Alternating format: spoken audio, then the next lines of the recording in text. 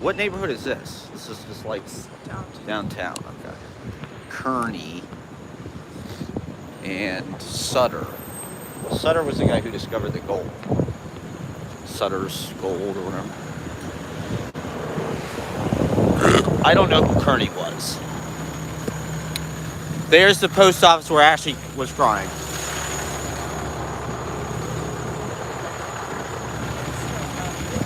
What? We go that way? Yeah, I'm pretty sure on a work trip I stayed at that Green Turtle Hostel or whatever. You know about that? Grant, because like we walked home Yeah, let's go. this way last time. Okay, yeah, let's go Grant. Let's go see something different. I'll probably have to tie this again later. For now. You tie. Well, because it's like low. Ashley's got her big golden sardine reading tonight. I'm wearing a dress I've had since I was 16. Oh my god. I was saving really? it to wear to my first book launch. Really? There you go. So you've never worn this dress. Been saving it for this day. Yeah. Your first book Yeah, launch. so today's the day. That's sort of like marriage. Oh, now it's hot. See, now it's like extremely hot. Well, yeah, I'm like, if you're in the sun, it's pretty If you're in the hot. If you're in the sun, it's hot. If you're in the shadow, it's like freezing. There's no in between. You're in the shadow. You have to like counter the heat with the cool wind and vice versa. But it's just impossible to dress. It's impossible. I mean, I'm like obsessed with body temperature. If something's not completely comfortable, I get. He is ARFID about body I'm temperature. ARFID about room temperature and clothing. I need the exact, balance of. If anybody's watching this, maybe they will later, maybe not. I don't know. I thought, my Montauk fucking live stream got so many views. I don't know why these live streams are not that popular, but okay, whatever. It's only the most beautiful. You got this guy. Here you go. I'm from here, but yeah. Hell yeah. All right, peace out. Wow. Maybe you should be driving your car. Maybe you should focus on the road. I mean, I appreciate that. It doesn't really happen in New York. People slowing their roll to peace you out. Peace out. It's like lava chicken. Lava chicken. We're still stuck on lava chicken, okay? So if you're looking for something that's not lava chicken content, you're in the wrong place. And this way, we're entering Chinatown. Yeah, this is a nice. Chinatown has these nice gates here. New York, there's not really gates. There is. Going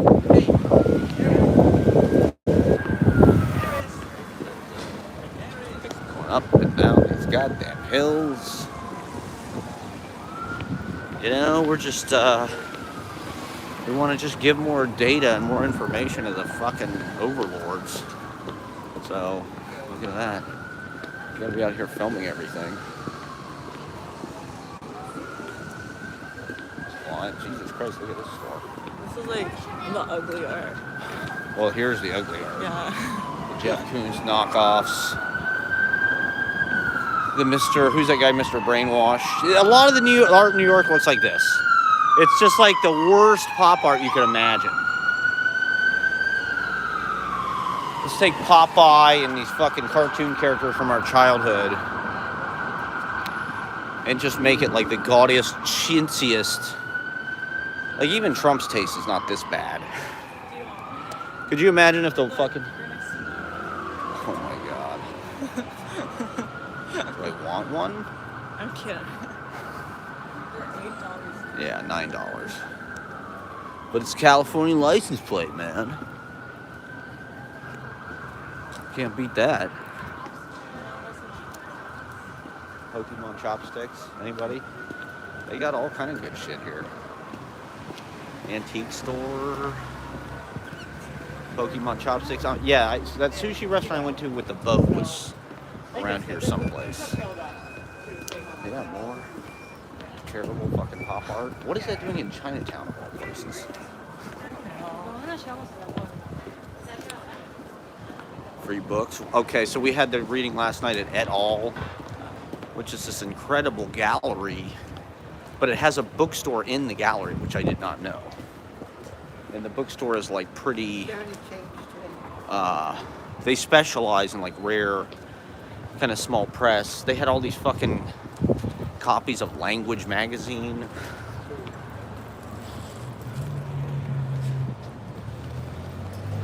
And then upstairs they have fucking small press traffic archive.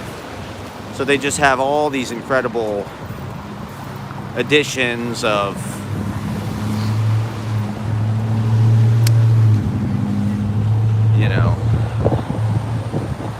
the golden era of Mimeo kind of shit. Type shit. You want to go to St. Mary's Square? Smoke some weed?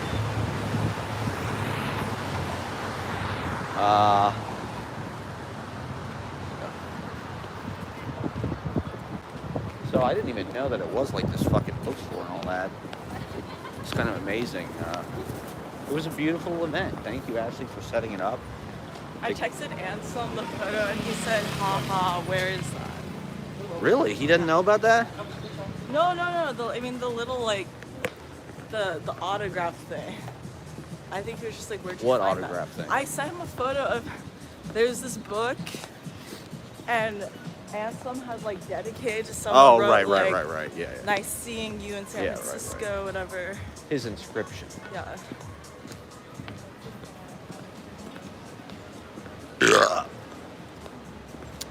San Francisco has these nice little alleys.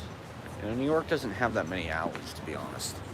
The alley life here is much better. Yeah, smoking in the alley. Much superior. Waking, baking, before school in the alley. Wake, bake, go down the alley. Okay, so here's another gallery. I wonder if this is like a Dime Square thing that's happening here. There's a bunch of fucking hipster dark money coming in and sucking all the life out of it. Milano Gallery, that just looks like some more ugly antiques and shit.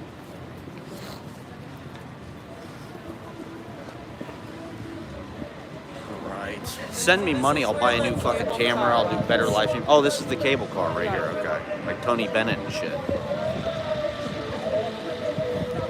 I don't think I've ever been on a We need to cable get car. on one sometime. We need to get on one. Tomorrow? Alright, well maybe we'll get another day pass or whatever. Yeah, we'll do a day pass tomorrow and then get on the cable. Get on that cable car. The San Francisco treat. Rice-A-Roni, right? Is this laggy for people? Is this smooth? My phone is looking very laggy, but what the hell? It's a piece of shit. It's on death's door. Ashley dropped it the other day. This guy's making some beautiful music. Look at the street here. We're in Chinatown. I mean, the Chinatown here is very Chinese. New York, it's kind of like, I don't know, it's not as pronounced. It's not as,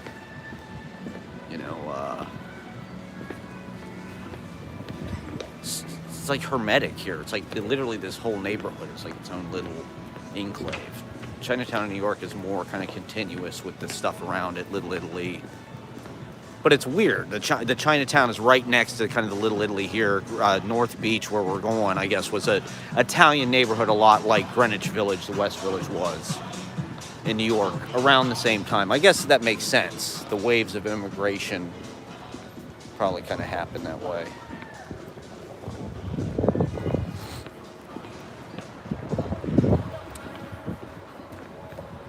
But yeah, I thought the reading was nice. It's on the fucking webpage. If anybody, yeah, it was this place. This is where I went. Yeah, see how they got the boats and shit? Yeah. Check that out. They got the sushi boats in there on the conveyor. You don't really see this. I don't know. There probably is one in New York, but is one in New York anymore.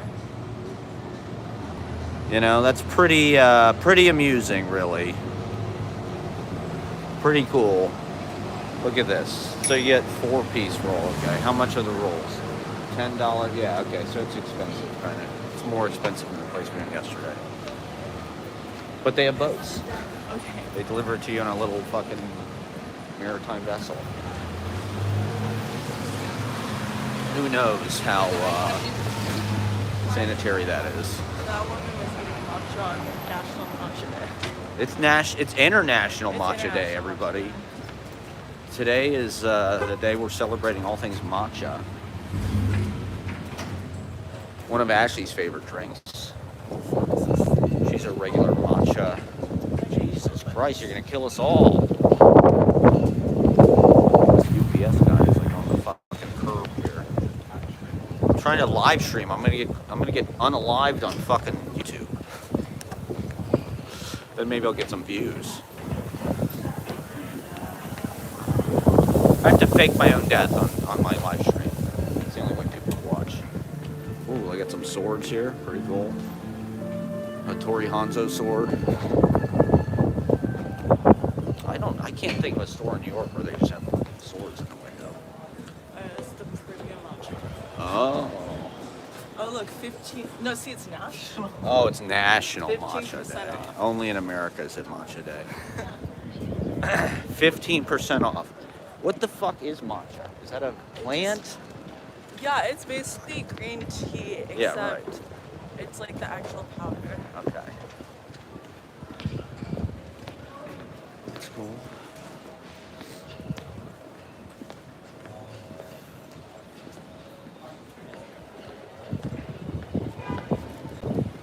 I mean, that is one of the things. Yeah, so the reading was cool to be in that space with all that poetry. And this lady from Tiffany magazine came out and took these pictures that are really, what did you call them, outsider art? I said avant-garde. Oh, they're aggressively avant-garde. That's the kind of Instagram. The best Instagram is just somebody, it looks like their camera just went off or something. Yeah. You know, it No, doesn't I'm look pretty like sure they... she has an iPhone and like this Motorola. Yeah, she's got 2 phones. So she took pictures of her iPhone screen and posted those on Instagram. She didn't just post the original picture. She took a picture of the phone. So you can kind of see the phone and like her food menu or whatever that's like beneath it. So that's the best kind of Instagram. Is just aggressively amateur, kind of almost like accidental chance photography. Like the person can't even see. You're just like, how does this vision look like? Like, do they have good vision? Yeah, so here we are in Chinatown.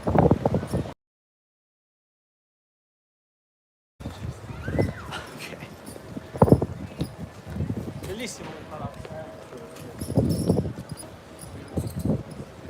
How's our reception? Is it terrible? Like if it's great. Like and subscribe. My subscriber count, this is a recurring theme on my live streams. My subscriber count like fluctuates. Like I get a subscriber, I lose a subscriber. These 2 guys at the open mic the other night, they asked for my YouTube. Neither one of them subscribed to me. It's like, why? What the fuck is it to you? Is it really gonna break your ass to subscribe? Yeah, they asked for my YouTube. Which I guess is a thing out here. You know, New Yorkers, I don't really hear anybody ever talking about YouTube. I'm the only fucking like YouTube kind of evangelist. I guess people in New York have real lives. Not that they don't hear. No, the millennials are on TikTok. They are. You're right. Yeah. Millennial New Yorkers think they're cool because they're on TikTok. They're making. They think they're like influencers. In the day of yeah, a human right. adult, corporate Right. girl is something. Get blah, ready blah, with blah, me yeah. for my job working at Yeah, and it's like Goldman you're the- Sachs. Day in the life of an investment banker in the West Village. Try the burger at Fort Charles. And I don't know. In San Francisco, the people have been like very outgoing and nice. Everybody wants to start a conversation. And I mean, this guy at the gallery just kind of hung out yesterday while we looked around and He showed us the small press traffic archive. It was super nice. He set up the whole thing himself. I mean, there was a good amount of people there. It wasn't really like packed or anything, but it wasn't like totally empty. And he didn't really seem to, be bothered by that either way. So, I mean, it was an incredible space. Everything out here obviously is just kind of bigger. The gallery was big. It was a couple different rooms. There was an upstairs. It was in the Mission, which is a kind of a hipster. That's where McSweeney's is. And all the fucking... It kind of feels like, I don't know, Williamsburg or something over there. A little bit. I found my AIM toothpaste finally. I know everybody's been... I've been chronically updating people about my toothpaste. And so, yes, of course I found it in the ghetto. Rich people don't use AIM toothpaste. They all have like hippie green apple, fucking like Whole Foods toothpaste. Made out of like, I don't know, phosphorescence. Phosphor. But AIM, one of the reasons why I use it is because it's just simple. It's just fluoride. You used to be able to walk into any fucking drugstore in this country and get AIM for 99 cents. It was like that was its thing. It was 99 cents. It was everywhere. It was usually in the lower right-hand corner of the shelving, beneath all the Colgate and all the fucking big conglomerate toothpaste. Now you can't find it anywhere except like dollar stores in like Mexican neighborhoods. Which is fine with me. Those are my people. But, oh, this is the Kerouac Alley right here? Fuck, really? Just comes right out of fucking... Here we are live in the Jack Kerouac Alley on Matcha Day, everybody. We got some maps. We got some murals. Fuck, I didn't know it came right out of Chinatown like that.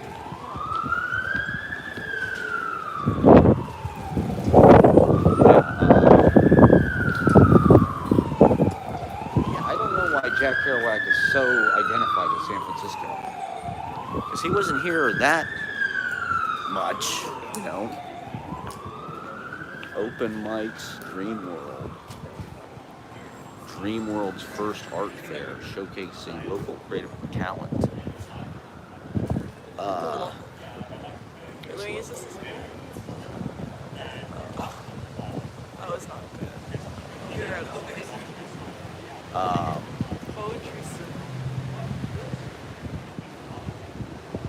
Poetry Circle, hosted by SF born and raised bilingual, queer, Chinese American, first generation culture graduate TJ Pache. Sounds legit.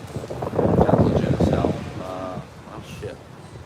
We should go to City Lights. We haven't been there yet. Alright, well maybe we'll do that. Cool. I'll have to take a photo from that. Was I saying something important? Oh yeah, AIM toothpaste. You want to take a photo of what? I'll take a photo in front of that later.